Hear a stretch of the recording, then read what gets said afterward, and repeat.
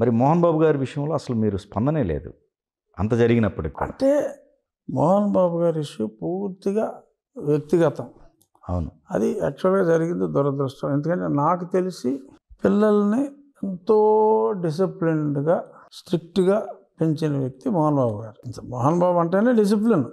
Cinema షూటింగ్లకు ఎవరైనా లేట్గా వచ్చినా ఆయన సహించడం, ఇక క్రమశిక్షణలో టాప్.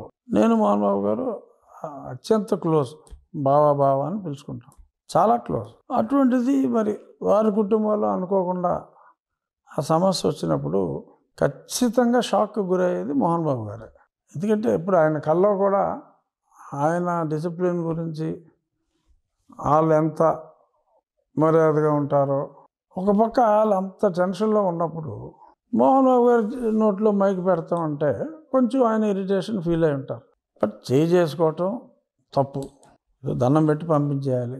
బట్ మోహన్ బాబు గారు ఆయన క్షణంలో కోపడతారు, మళ్ళీ వెంటనే ఈ రియలైజెస్ అండ్ ఎంత చిన్నవాడైనా అరే సారీరా నేను తప్పు చేశాను అని చెప్పే వ్యక్తిత్వం. సో అది ఆటోమేటిక్గా ఎవడో మాట్లాడాల్సిన పని లేదు, మోహన్ బాబు గారే చూసుకుంటారు అని నేను అనుకున్నాను. అనుకున్నట్టుగానే ఆయన హాస్పిటల్కి వెళ్ళారు.